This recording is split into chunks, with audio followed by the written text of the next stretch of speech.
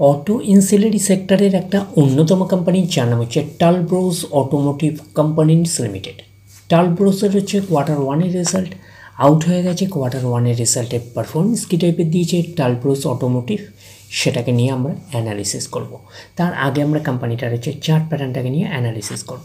দেখব যে শেয়ার হোল্ডারদের কতটা রিটার্ন জেনারেট করেছে বা ওয়েলথ ক্রিয়েট করে দিয়েছে, সেটাকে নিয়ে আগে আমরা ফার্স্ট অ্যানালিসিস করব। আফটার দ্যাট হচ্ছে আমরা কোম্পানিটার হচ্ছে Q1 রেজাল্টের পারফরমেন্স কী টাইপের দিয়েছে সেটাকে নিয়ে অ্যানালিসিস করব। তো কোম্পানিটা বেসিক্যালি হচ্ছে অটো ইনসিলারি সেক্টরের একটা অন্যতম কোম্পানি। তো কোম্পানিটা এখন ট্রেড করছে 355 টাকা 90 পয়সায় এখন ট্রেড করছে। আমরা যদি চলে যাই কোম্পানিটার মার্কেট ক্যাপিটালাইজ হচ্ছে অ্যাপ্রক্স 2000 কোটি টাকার মার্কেট ক্যাপিটালাইজ, অর্থাৎ এই কোম্পানিটাকে আমরা স্মল ক্যাপ টাইপের কোম্পানি হিসাবে কনসিডার করতেই পারি। তো কোম্পানিটার আমরা যদি পিই রেশিও দেখি 19.97 হচ্ছে পিই রেশিও। তো কোম্পানিটার আমরা যদি 52 উইক হাই দেখি, 52 উইক হাই হচ্ছে 395 টাকা 80 পয়সা হচ্ছে 52 উইক হাই, এবং কোম্পানিটার আমরা যদি 52 উইক লো দেখি 182 টাকা 81 পয়সা হচ্ছে 52 উইক লো। তো কোম্পানিটার আমরা যদি একদিনের পারফরমেন্সে যাই 2% মতন পজিটিভ রিটার্ন জেনারেট করেছে একদিনে। 5 দিনের পারফরমেন্স করেছে 1% মতন পজিটিভ রিটার্ন জেনারেট করেছে 5 দিনে। 1 মাসের পারফরমেন্স দিয়েছে 3% মতন নেগেটিভ রিটার্ন জেনারেট করেছে 1 মাসে।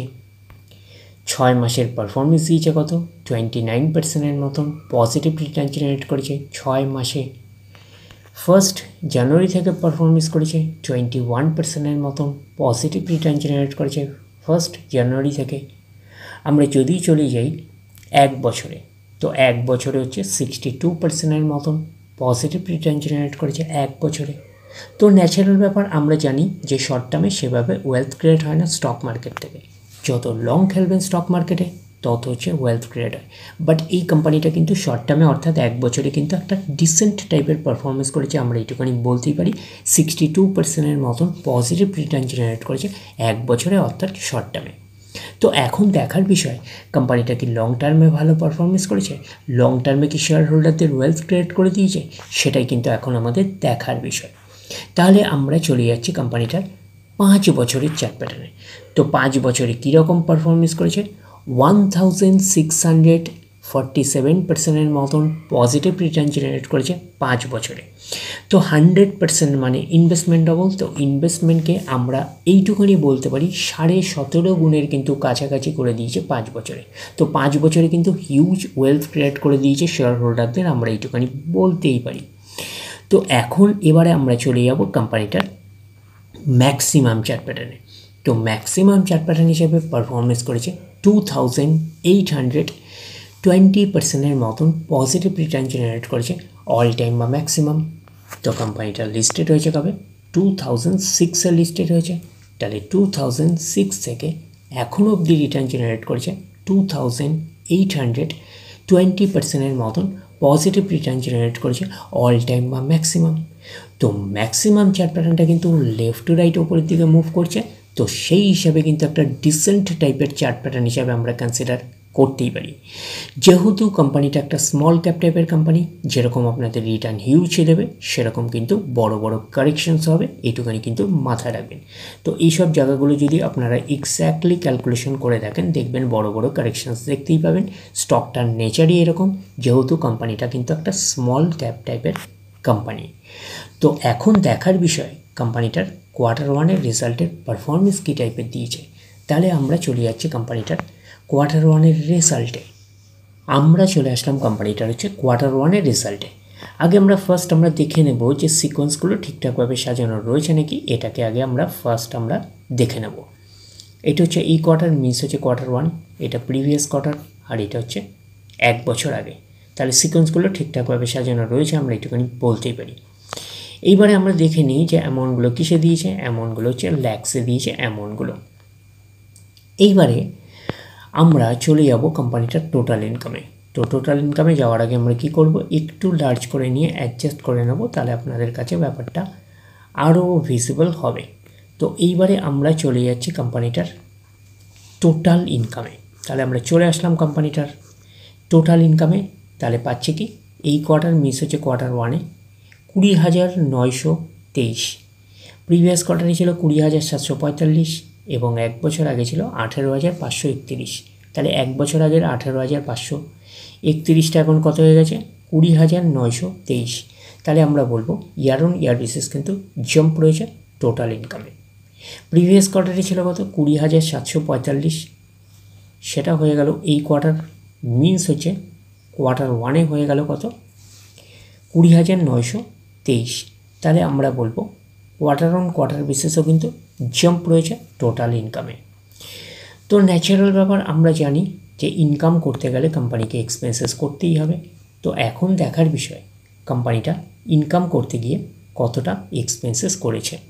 তাহলে আমরা চলে আসলাম টোটাল এক্সপেন্সেসে। তাহলে আমরা কি পাচ্ছি, এই কোয়ার্টার মিস হচ্ছে কোয়ার্টার ওয়ানে কত আছে, 18,586 কোয়ার্টার ওয়ানে। প্রিভিয়াস কোয়ার্টারে ছিল 18,282 এবং এক বছর আগে ছিল 16,687।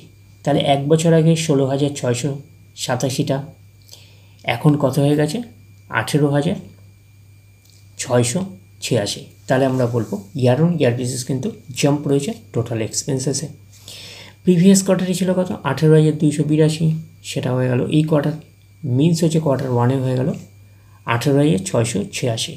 তাহলে আমরা বলবো কোয়ার্টার অন কোয়ার্টার বেসিসও কিন্তু জাম্প রয়েছে টোটাল এক্সপেন্সেসে। এইবারে আমরা বের করব কি, এইবারে আমরা বের করব হচ্ছে অপারেটিং প্রফিট। কি করে বের করব, টোটাল ইনকাম থেকে টোটাল এক্সপেন্সেস আমরা বাদ দেবো। বাদ দিলে যেটা পড়ে থাকবে সেটা হচ্ছে অপারেটিং প্রফিট। টোটাল ইনকাম পেয়ে গেছি, টোটাল এক্সপেন্সেস পেয়ে গেছি, টোটাল ইনকাম থেকে টোটাল এক্সপেন্সেস বাদ দিলে পড়ে যাচ্ছে অপারেটিং প্রফিট। অর্থাৎ আপনারা বলতে পারেন profit before exceptional items, share in profit of joint ventures and tax, এটাকেই আমরা অপারেটিং প্রফিট বলতে পারি।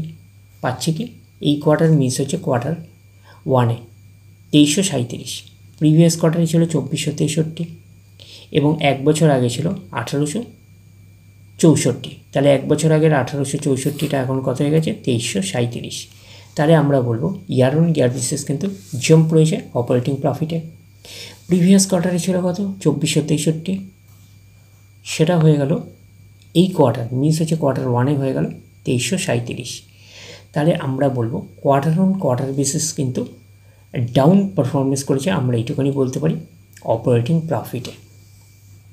তো অপারেটিং প্রফিটটাই নিশ্চয়ই কোম্পানির মেন প্রফিট নয়। তারপরে বিভিন্ন অ্যাডজাস্টমেন্ট থাকলে সেগুলো প্লাস মাইনাস হবে, গভর্নমেন্টকে ট্যাক্স পে করতে হবে, গভর্নমেন্টকে ট্যাক্স পে করার পরে কোম্পানির কাছে যেটা পড়ে থাকবে সেটা কোম্পানির ফাইনাল প্রফিট বা নেট প্রফিট হিসাবে আমরা কনসিডার করতেই পারি। তাহলে পাচ্ছি কি, নেট প্রফিট আফটার ট্যাক্স, এটাকে নেট প্রফিট বলতে পারি, এটাকেই আমরা ফাইনাল প্রফিট বলতে পারি।